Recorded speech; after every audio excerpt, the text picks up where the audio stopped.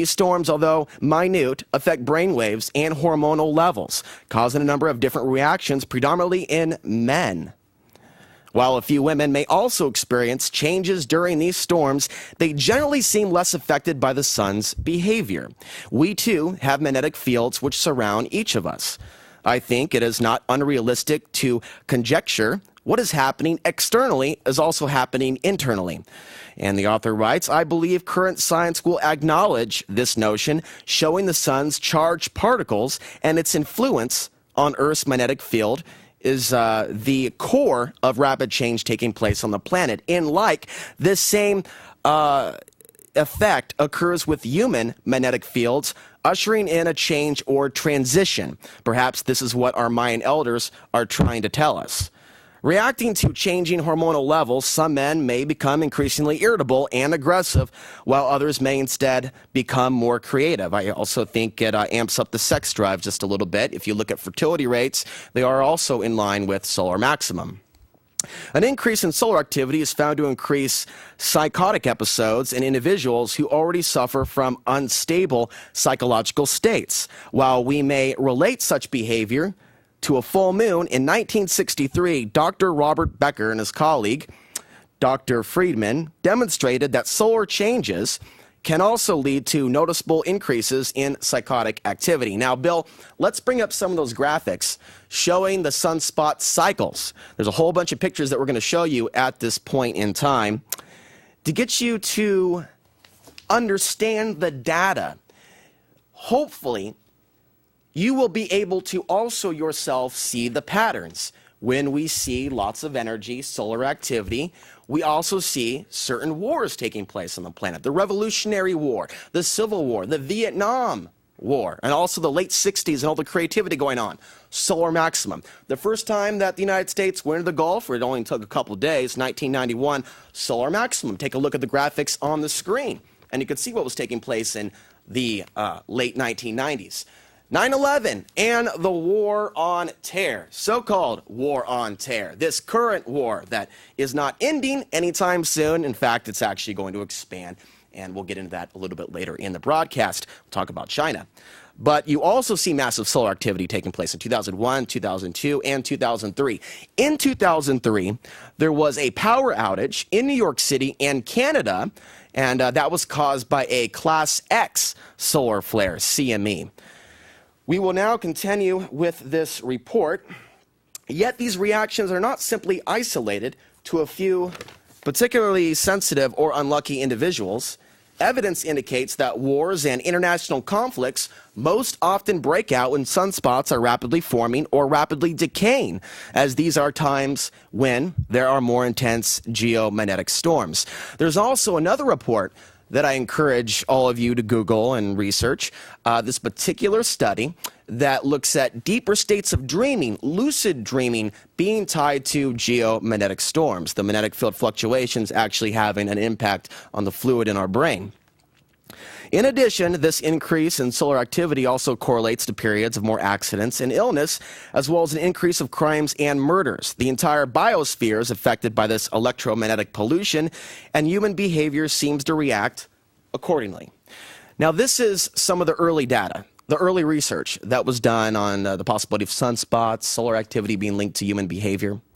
As early as 1915, some scientists were beginning to recognize connections between solar activity and human behavior.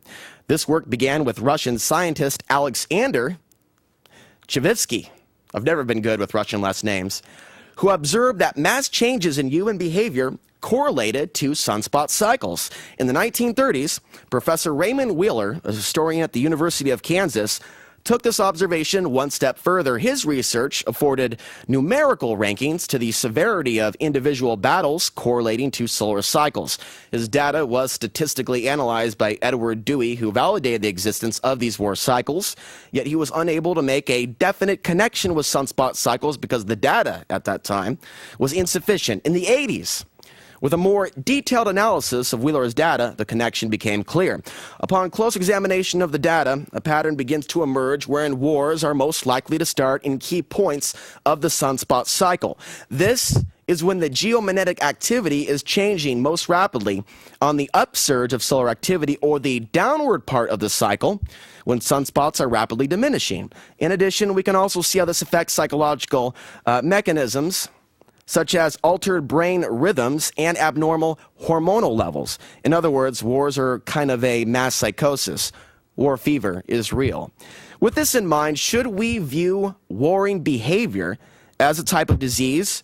Are the related socio-political or economic factors as much of a symptom of solar cycles as the battles they appear to create? And if the data on this sunspot and the sunspot cycles points to an impending crisis, how can we best use this knowledge?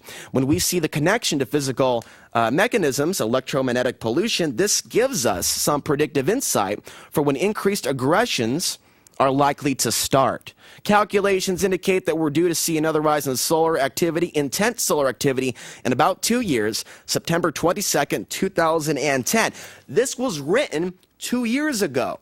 So the sun has been going through an extended solar minimum for some time. Now we're seeing more activity. Scientists are baffled. Fluctuations in the magnetic field, magnetic north moving in the direction of Russia away from Canada, and strange changes to the thermosphere. And these are just names that are being given to what man is trying to understand. It's no mystery that scientists are baffled. I would be baffled to see a scientist try to explain to me the nature of reality in the universe, because it's all based on theory, the current available data that exists at this particular point in time. Remember, there was a point in time where it was believed that the Earth was flat. Now with science, now with satellites, like the particular satellites that NASA is using, not that we can trust everything that's coming out of NASA. They were founded allegedly by Nazis, rocket propulsion scientists that worked for Hitler. The question is, how do we verify, double, triple, quadruple, verify the facts and data outside of NASA? Enter the European Space Agency. So all across the planet, we're seeing similar pieces of data outside of NASA being released to the public. The report goes on, as with any disease, if we are aware of the cause, we can take precautions to lessen the symptoms. In past writings on the subject, I have suggested that global meditation might be one tactic for steering this aggressive cycle another way. More information is available at burl.com. B-U-R-Y-L.com. Imagine how valuable it would be to mankind, or even an individual, if we were able to address a potentially volatile situation by carefully studying the pattern of history. How would this influence our decisions and actions, and how might this change our fate? Now, some of that stuff seems a little negative. Oh, agitation, male aggression, war. There's also consciousness, spikes in new ideas, new understandings, a different energy on the planet. We are affected by the charged particles. Some of you, are affected this week from the changes going on our planet. Some of you have written me your dreams. Some of them are very, very apocalyptic, more apocalyptic dreams. It's so strange how I'm in so many people's dreams. But you don't have to look at this in a negative way. This is empowering information. It's also a great time to meditate, to do martial arts, to do Tai Chi, to work on that energy between your hands, deep breathing when we go through cycles of change just like this. So we're going to continue on here tonight, and we're going to get into some other reports. I'm just going to give you a caveat for what we're going to talk about tonight. Chinese missile may shift the balance of power in the Pacific. Massive war games are going on right now, folks, that just happens to correlate with the sunspot cycle between China and the United States. And I've said for years, I believe it is the agenda of the New World Order, the global New World Order, not just simply the Anglo-Saxon New World Order, to stage another conflict, beginning with an attack on Iran, which will then spread throughout the planet.